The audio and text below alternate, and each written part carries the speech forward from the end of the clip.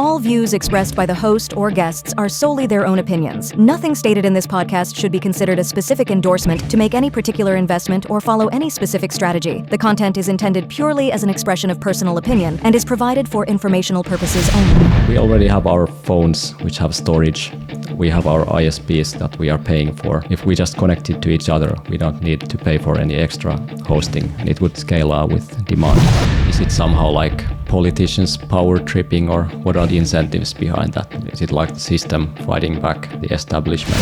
Dunbar's number is the approximation of the amount of people that we can conceptualize in our social circle. Be honest, was it the music or the hair that pulled you in?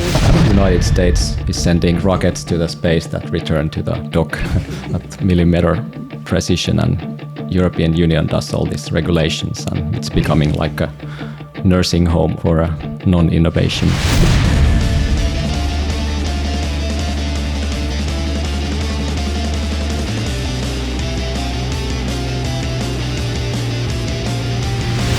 Martti, great to have you here. Welcome to All in Bitcoin. Thank you. Before we get into Bitcoin and more, I would love to warm up with my 21 takes on Martti.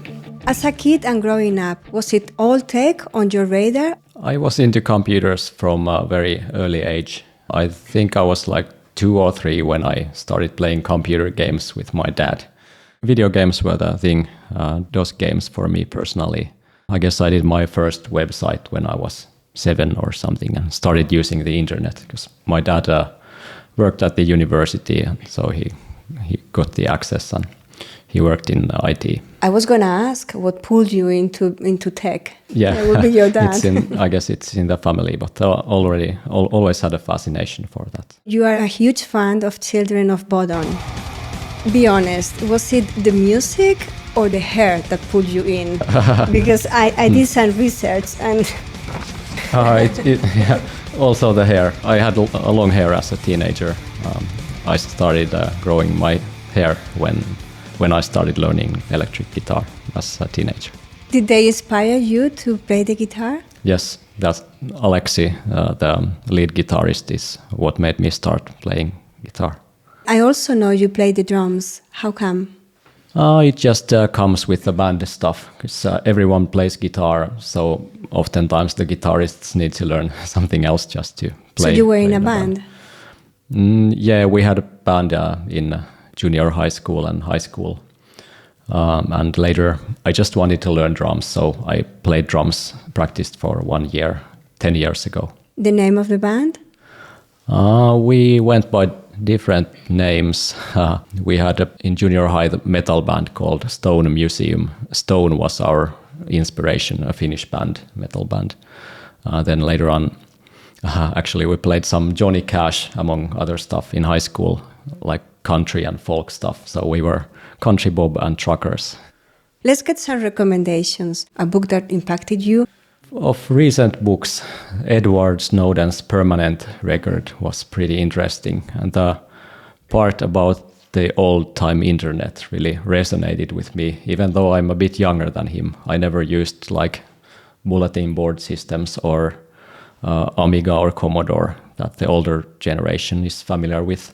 But I still felt connection to the internet before smartphones and Facebook.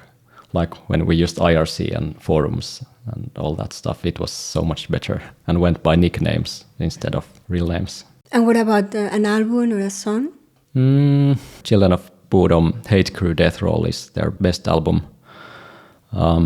There's a crazy Finnish polka black metal band called Fintroll. They sing in Swedish. That's pretty interesting. Well, Scandinavian Music Group is one of my favorites from Finland. They play like folk and pop. They're really talented musicians. The best advice you ever given? This is from Jordan Peterson, but aim for the highest conceivable good. Fiat Jaff.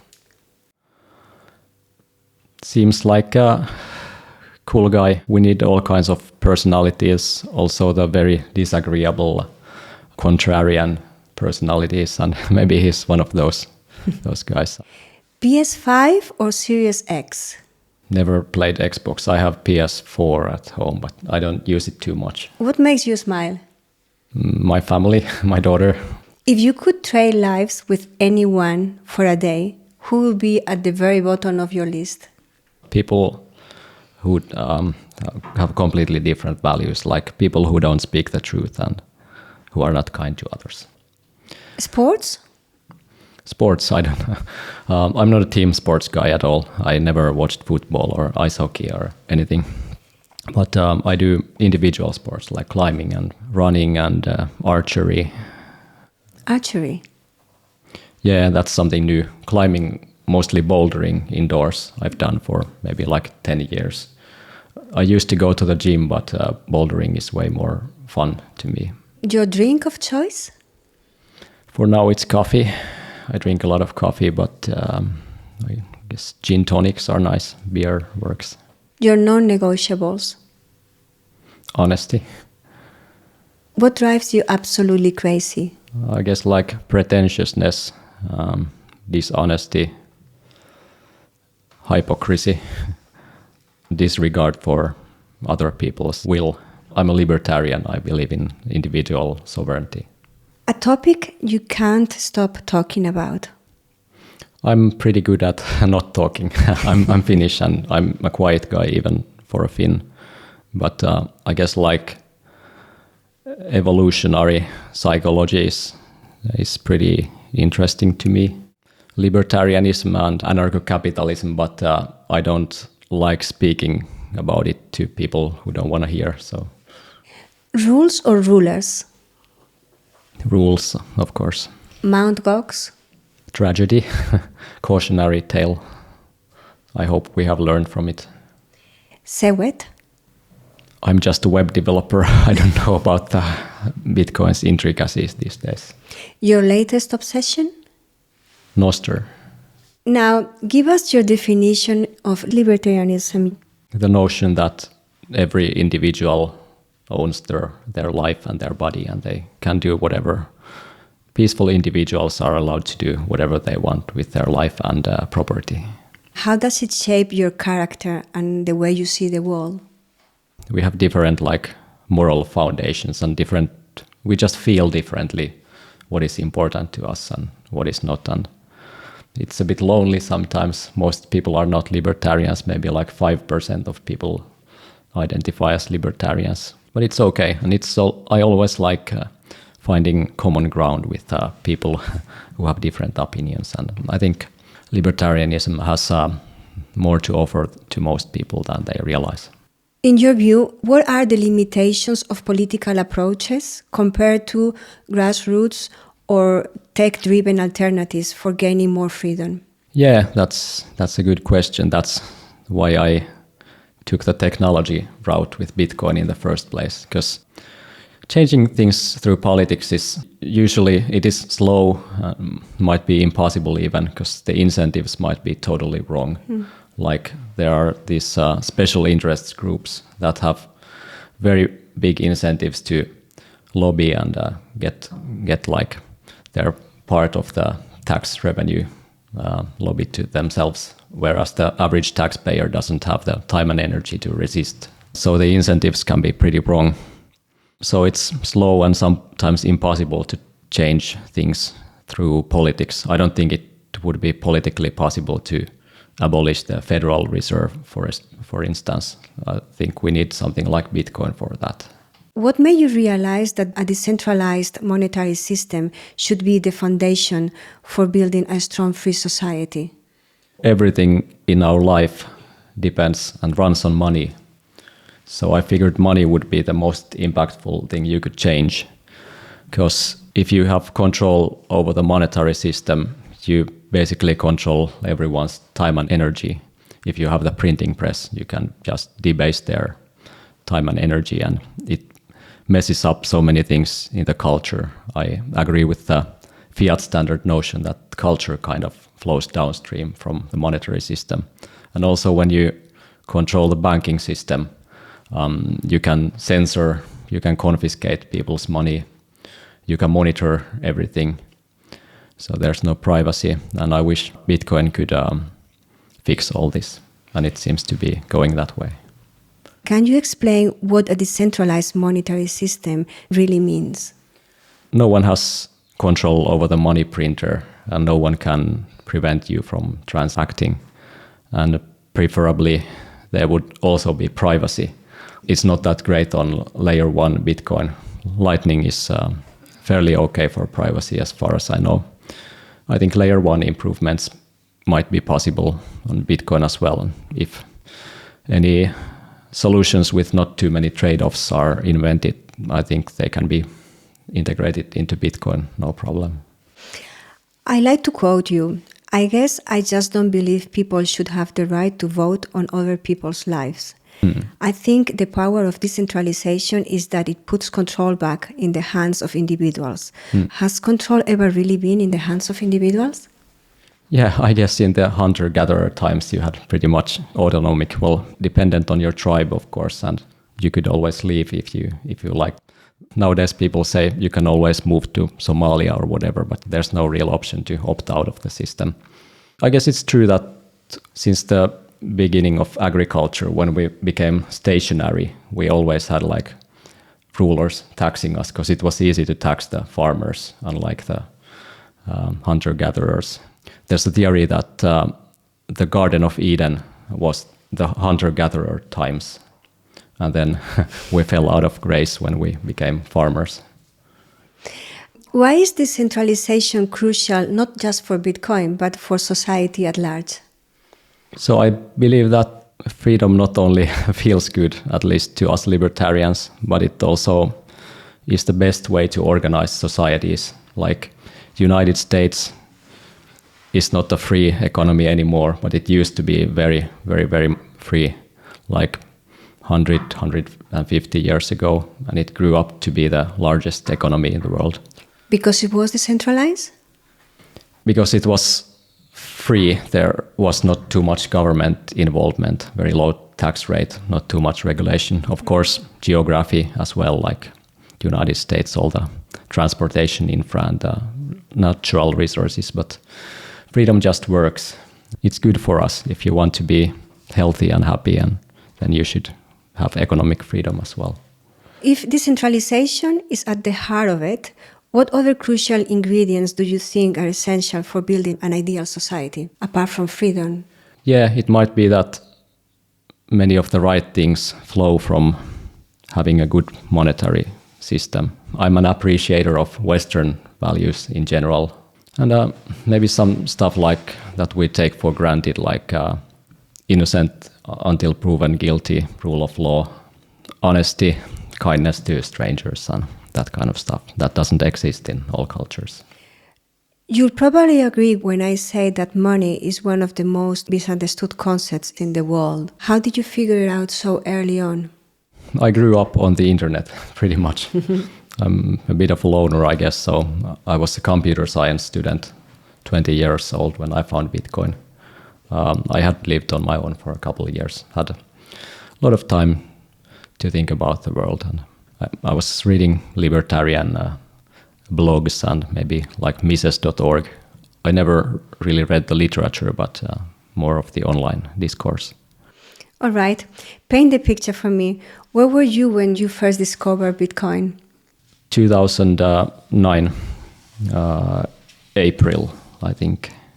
I looked into alternative monetary systems and found all these non-solutions that were centralized. Then I Googled for peer-to-peer currency and found Bitcoin. You Googled for peer-to-peer currency? Yeah. You were the second ever developer to work directly with Satoshi on Bitcoin. How would you describe him in 3 adjectives? Was he funny? No, he wasn't funny.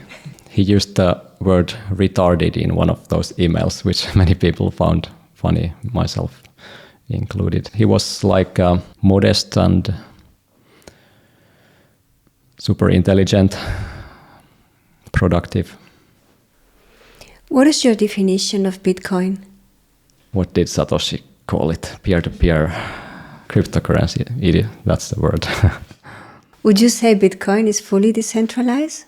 On the protocol level, I guess pretty much, but people use custodial wallets. I guess that's like okay for Lightning wallets for fairly small amounts. Of course, self-custody is important for larger amounts. Mining in mempools? It's decentralized enough as far as I'm concerned. I don't see too much threat from the level of centralization in some places. So here we go, regulations, everyone's favorite topic. What's your take on the purpose of regulations? Can you think of a situation where they might actually benefit society? I don't know, like storage of customer funds, but even then regulation can give like the false impression of security, like we are regulatory compliant, and still they might get hacked. And maybe I don't have a strong opinion. Maybe it's good that fraud has consequences, like if you steal money, you go to jail, or if the victims can be compensated in some reasonable way. What are your thoughts on Mica regulations in Europe, if you have any? Yeah, it seems like United States is sending like rockets to the space that return to the dock at millimeter precision, and European Union does all these regulations, and it's becoming like a nursing home for a non-innovation, too strict and too homogeneous. So there's no room for competition, like regulatory competition, which would be vital for success. I don't know, it seems like there's some sort of a low-intensity war going on in Europe to some extent, like Denmark and whatever countries, maybe Italy, imposing these insane tax rates like 42% on crypto and Bitcoin. I'm not quite sure where it comes from. Is it somehow like politicians power tripping, or what are the incentives behind that? Is it like the system fighting back the establishment? Something's definitely going on, and I don't like the direction too much. Well, Finland is fairly okay in that regard still. How is it in Finland? So like Norway and Sweden have been pretty strict and difficult on crypto stuff, but in Finland there's all these mining initiatives going on. People realize it can be actually beneficial for the power grid and for renewables, and you can use all the heat for district heating, or you can heat greenhouses or swimming pools or whatever. So there's not too much waste in there, and it's just beneficial in many ways. So I hope we can grow Bitcoin on the grassroots level in many places, so that the pro-Bitcoin culture is stronger than the anti-Bitcoin currents. If regulations get too tough on Bitcoin, would you be willing to consider moving to a Bitcoin-friendly place? Yeah, probably yes. Personally, it's not easy for me to leave because I have family and friends in Finland. I like Finland in many ways, but I could see myself living in Lugano or somewhere, Portugal in 10 years. I don't know. Is Bitcoin a threat or the solution for government sovereign debt? Solution for whom? I guess governments could benefit from it if they are early adopters, like El Salvador. I don't know if Bhutan, I guess, has Bitcoin mining, and some smaller governments especially might have Bitcoin. The early adopters. They might really benefit from it. I guess Donald Trump's Bitcoin will pay off our national debt, but maybe it's just Trump's speech. Do you think people could eventually be banned or blacklisted from the financial system simply for using or having Bitcoin? Yeah, I guess that could happen if things get really bad. I just hope we can make Bitcoin strong enough before they become that powerful. Do you see a split between KYC and non-KYC Bitcoin, and what would that imply? Yeah, I guess that's a worrying possibility that might happen, like blacklisted Bitcoins that you are not allowed to put to official exchanges and people not accepting it. I don't really know how that is going to play out. Yeah. You found Bitcoin just a few months after its creation, and about 10 years later, you were very early with Nostr too. How do you cut through the noise and find the pure signal?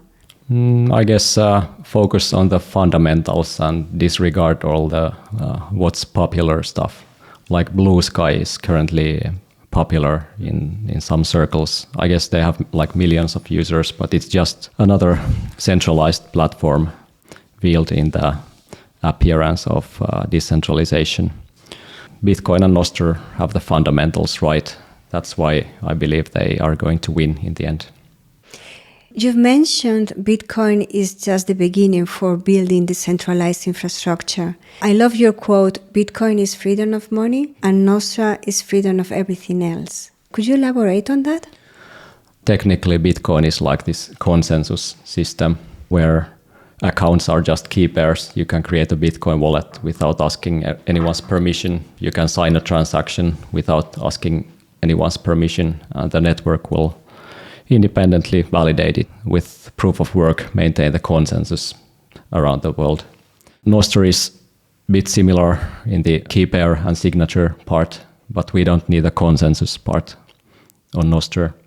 So we can use it for all kind of data, and we can put as much stuff into signed Nostr events as we want without worrying about transaction costs and having to replicate it all over the world. You can basically do pretty much everything else on Nostr. We can get rid of all these centralized platforms, whether it's social media or commerce like marketplaces, Airbnb, whatever. We can take out the middleman.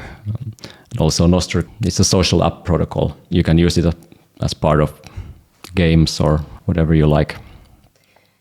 For those that don't know, could you explain Nostr in simple terms? So it stands for nodes and other stuff transmitted over relays. Well, maybe that doesn't explain it No, too in simple well. terms. Try again. Yeah. How would you explain it in layman terms? That's a good question. It's a social app protocol. Well, protocol is not normie language, I guess. But it's a way of doing self-sovereign identities and communications. What drove its creation?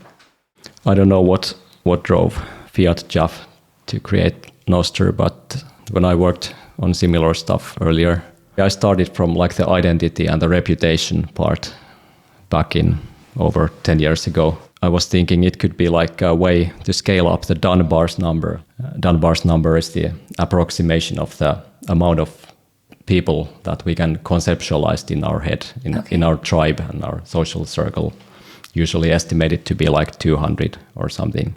Like how many people can you personally know? And that maybe used to be the amount of people in our hunter-gatherer tribes. And then there's village societies, which are a bit larger, but still there's this culture of trust in villages. So you need to treat everyone well. And I was hoping with digital technology, we could scale up the Dunbar's number to a global village society where people have the right incentives to be good to each other. So that's where I started, but then I pivoted to social media because it's like, as a concept, it's more fundamental. You need it first before starting a web of trust. It's also important in other ways, like you don't want Elon Musk to be able to ban the president of United States or decide what you're going to see on your feed and what's going to be hidden. Well, Musk seems like a freedom of speech person, but he's just a guy and there will be someone else after him, and things can go wrong in many ways in centralized organizations. Let's talk about clients and relays. What are they and why do they matter? Clients are the software that you use for Nostr. So you have it's like a Bitcoin wallet. You can use whatever wallet's software you want to, and they will talk to each other through this network of voluntary run relays on Nostr. What would be a good analogy for a relay? It's something that users wouldn't normally deal with. Like when you type in an address to the browser, you're connecting to a server. So relay is one kind of a server. So if one relay goes down or a client goes down, you can always go somewhere else. How easy is it for a normie to enjoy Nostr? I've tried to hide all the alien concepts. In Iris, the client that I develop, like I don't show public keys anywhere. If there's no profile name for some user, then I display like an animal adjective name in its place and try to be normie friendly and not display weird nerdy stuff. And if you had to explain a private key or a public key, how would you explain it? Password is the closest to private key. It's a familiar concept for people, and for public key, that's harder to explain, I guess, but that's like your account ID. Do you think there is any chance that in 5 to 10 years we won't be using cryptographic keys to prove our identity in everyday life? I mean, with deep fake stuff, it becomes ever more important to verify the source of the content, because you cannot rely on the form. If you see a picture or even hear a voice these days, you don't know if it's actually your daughter you're talking to. I guess we need cryptographic proof, like a social graph, web of trust style, rather than x.com reassuring this is actually the person who made the content. Can you talk about the problem with private chats in Nostr DMs and the solution you came up with? Oh yeah, so Nostr is censorship resistance technology.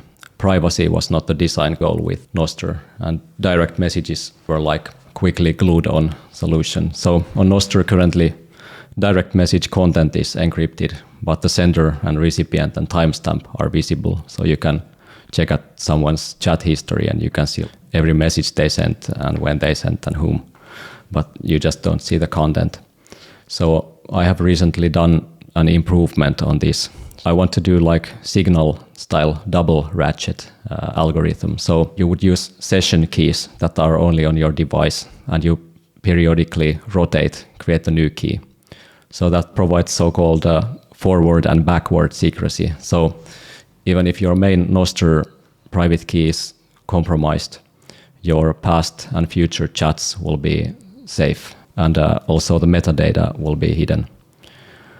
I have actually already done the first part of the double ratchet. I just need the second part, which provides even more reassurance. If you use disappearing messages or if you delete your chat history, then it's gone for good with the second ratchet added.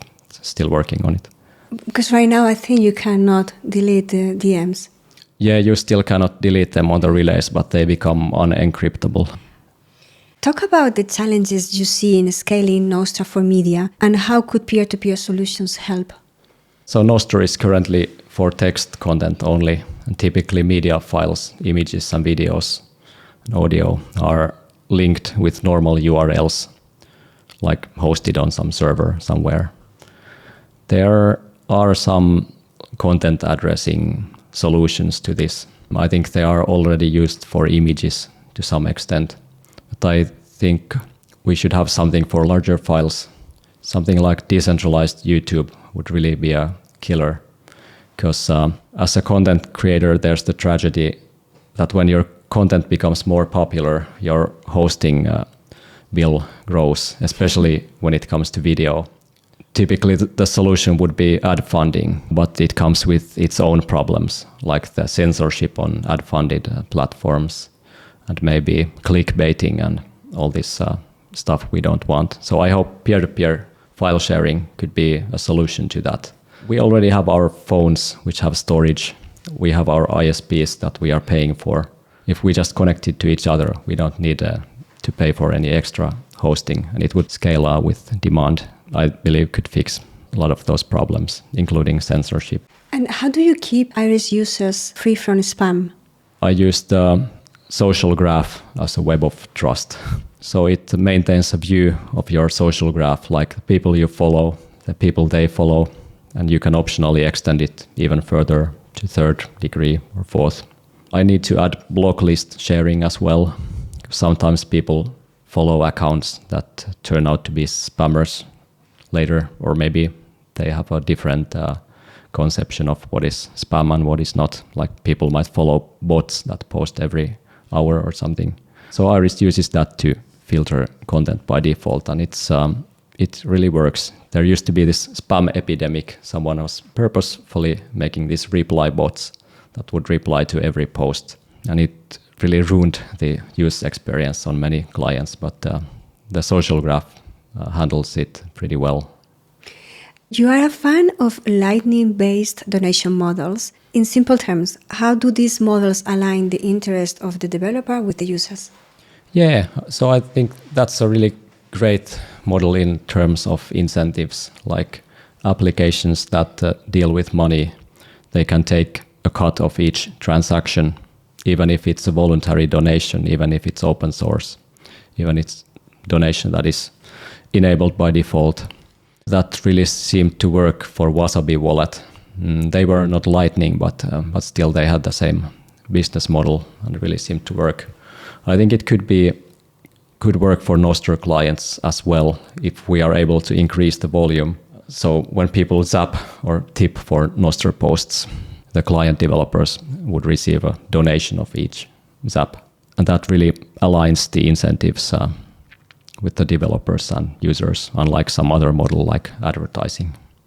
How do you see Bitcoin and Nostr working together to build a freer and more decentralized future? Yeah, so Bitcoin is for money and Nostr is for everything else, right? They go hand in hand. All the Nostr clients basically have some sort of Lightning support, zaps at least. And it's also a convenient directory for finding someone's Lightning address. Like we go to a restaurant and then someone pays the bill and we just look up the Lightning address on Nostr and pay them back. At Nostr Asia, you mentioned Nostr is really something I'm bullish on. Nostr and Bitcoin together can be something truly remarkable. The freedom alternative to the dystopia of central bank digital currencies and WeChat style everything apps. Nostr community, I'm just really loving the energy here. Feels like the early days of Bitcoin, but even more intense, faster development, and we have more users already. We are onto something great, and Nostr is the future. So, thank you. Amen. Anything you would like to add? We have the fundamentals right, and I think we're eventually going to win, even if it might take some time. I hope it doesn't take 15 years for Nostr. I think it's probably going to be faster now that we already have the Bitcoin community behind us. Before we wrap up, where can people follow you and your work? You can go to iris.to, that's iris.to/Sirius, SRIUS. If you're a boomer, you can follow me on x.com. First name, last name, Martti Malmi. Martti, I've learned a lot. It's been a pleasure. Thanks for joining us. Can't wait to have you on the pod next time. Thank you. It was good chatting.